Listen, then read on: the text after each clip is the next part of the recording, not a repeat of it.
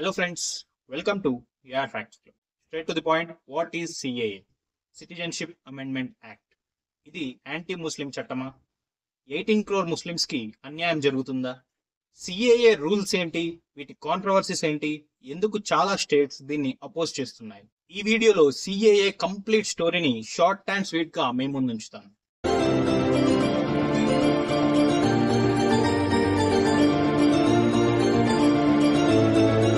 Citizenship amendment act వాళ్ళ దేశంలో యుద్ధాల వల్ల కావచ్చు, అఘాయిత్యాల వల్ల కావచ్చు, ఏదైనా రీజన్స్ కావచ్చు, ఇక్కడ నుండి భారతదేశానికి తరలి వచ్చి ఇక్కడే స్థిరపడ్డ వాళ్ళని ఇండియన్ సిటిజన్స్ గా మార్చే చట్టమే ఈ సిటిజన్షిప్ అమెండ్మెంట్ యాక్ట్. 1947లో ఇండియాకి స్వాతంత్రం వచ్చింది. బ్రిటిష్ వాడు వెళ్తూ పార్టీషన్ అనే ఒక పెంట పెట్టి వెళ్ళాడు. సపరేట్ అయిన పాకిస్తాన్, బంగ్లాదేశ్ లాంటి కంట్రీస్ అఫీషియల్ గా ఇది ముస్లిం కంట్రీ అని అనౌన్స్ చేసుకున్నాడు. మరి ఇండియా ఏం చేసుకోవాలి? హిందూ కంట్రీ అని అనౌన్స్ చేసుకోవాలి. కానీ ఓట్ బ్యాంక్ రాజకీయాల కోసం ఇండియాని అలా అనౌన్స్ చేయాలి. ఏ దేశంలో చూసుకున్నా వాళ్ళ కంట్రీలో ఉన్న మైనారిటీస్ పై డామినెన్స్ చూపించడం, అఘాయిత్యాలు చేయడం మనం కామన్ గా చూస్తున్న విషయం. ఫర్ ఎగ్జాంపుల్, మీరు కాశ్మీర్ ఫైల్స్ మూవీ చూసుకుంటే కాశ్మీర్ పండిట్స్ ని తీవ్రంగా ఇబ్బందులకు గురి చేశారు. వాళ్ళపై అఘాయిత్యాలకు పాల్పడ్డారు. వాళ్ళందరూ అక్కడి నుండి తప్పించుకొని ఇండియాకి వలస వచ్చి ఇండియాలోనే పర్మనెంట్ గా బతుకుతున్నారు. సేమ్ ఇలాగే పాకిస్తాన్, బంగ్లాదేశ్, ఆఫ్ఘనిస్తాన్ లో ఉన్న నాన్ ముస్లిం మైనారిటీస్ మీద కూడా అఘాయిత్యాలకు పాల్పడుతున్నారు. వాళ్ళందరూ అక్కడ అఘాయిత్యాలను తాళలేక ఇండియాకి వలస వచ్చాడు. సో ఈ మైగ్రేట్ అయ్యి వచ్చిన పీపుల్ కి సిటిజన్షిప్ ఎలా అందించాలని 1955 ఇండియన్ పార్లమెంట్ లో ఒక పెద్ద మీటింగ్ జరిగింది. అప్పుడు ప్రధానమంత్రి జవహర్ లాల్ నెహ్రూ గారు వీళ్ళ కోసమే సిటిజన్షిప్ యాక్ట్ ని అప్పుడే తీసుకువచ్చారు. ఆ తర్వాత ఈ యాక్ట్ మూలకు పడిపోయింది. వలసలు కామన్ గా పెరుగుతూనే ఉన్నాయి. ఎవరు మంచి ఎవరు టెర్రరిస్టో కూడా అర్థం కాలేని సిచ్యువేషన్ లో ఉంది. దీనిని 2019లో నరేంద్ర మోడీ గారు సిటిజన్షిప్ అమెండ్మెంట్ యాక్ట్ లాగా మార్చి పార్లమెంట్ లో బిల్ పాస్ చేశారు. ఇక్కడ అమెండ్మెంట్ అంటే ఆల్రెడీ ఉన్న చట్టానికి రూల్స్ యాడ్ చేశారు అంతే. ఇక 2019లో చాలా అపోజిషన్స్ సిఏఏకి ఎన్ఆర్సి నాన్ రెసిడెన్షియల్ సిటిజన్స్ తో కలిసి ఇండియాలోని ముస్లింస్ ని వెళ్లగొట్టడానికే బీజేపీ కుట్ర చేస్తుందని చెప్పని భారీగా ప్రొటెస్ట్ చేయడం స్టార్ట్ చేశారు. ఢిల్లీలోని తాహిన్బాద్ నుండి అస్సాంలోని గౌహాతి వరకు ప్రొటెస్ట్ జరిగాయి. తర్వాత మనకు తెలిసిందే 2 సంవత్సరాలు COVID-19 వచ్చింది.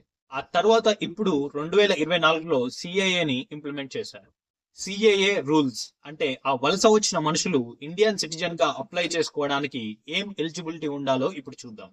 పాకిస్తాన్, బంగ్లాదేశ్, ఆఫ్ఘనిస్తాన్ నుండి వలస వచ్చిన నాన్ ముస్లిం మైనారిటీస్ ని 6 కమ్యూనిటీస్ గా విభజించారు. Hindus, Sikhs, Buddhist, Jains, Parsis and Christians. వీళ్ళందరూ 2014 డిసెంబర్ 31 కి బిఫోర్ గానే ఇండియాకి మైగ్రేట్ అయిన సిటిజన్స్ అయి ఉండాలి. వీళ్ళ మినిమం స్టే ఇన్ ఇండియా వచ్చేసి 11 years నుండి 5 years కి తగ్గించారు. ఈస్ట్ ఇండియన్ స్టేట్స్ అయిన అస్సాంకి 1971లో భారీగా మైగ్రేషన్స్ వచ్చాయి. వీళ్ళకి ఒకవేళ సిఏఏని వర్తింపచేస్తే చాలా మంది ట్రైబల్స్ మైనారిటీస్ కిందకి షిఫ్ట్ అవుతారు. అండ్ ఆల్సో చాలా సెక్యూరిటీ రీజన్స్ కూడా వస్తాయి.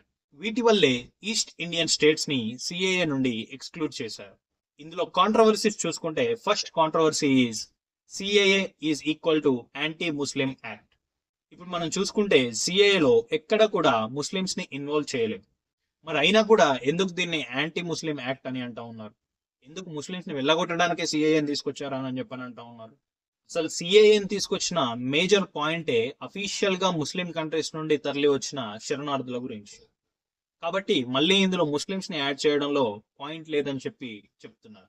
సెకండ్ పాయింట్ వచ్చేసి మరి శ్రీలంక నుండి తరలి వచ్చిన మైనారిటీస్ ని ఎందుకు పట్టించుకోవట్లేదు, ఎందుకు సిఏఏలో యాడ్ చేయలేదు అని చెప్పని అంటా ఉన్నారు. 1955 కాంగ్రెస్ ప్రభుత్వం ప్రధానమంత్రి జవహర్ లాల్ నెహ్రూ గారు ఉన్నప్పుడే సిటిజన్షిప్ యాక్ట్ ని తీసుకువచ్చారు.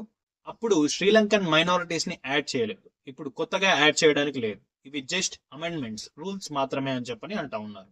నా ఎక్స్ప్లెనేషన్ నచ్చితే వీడియోని లైక్ చేసి మన ఛానల్ ని సబ్స్క్రైబ్ చేసుకోండి. కంటెంట్ యూజ్ అవుతుంది అనిపిస్తే తెలిసిన వారికి షేర్ చేయండి. మన నెక్స్ట్ వీడియోలో మీకు ఏ కంటెంట్ కావాలో కామెంట్స్ లో రాయండి. Thank you.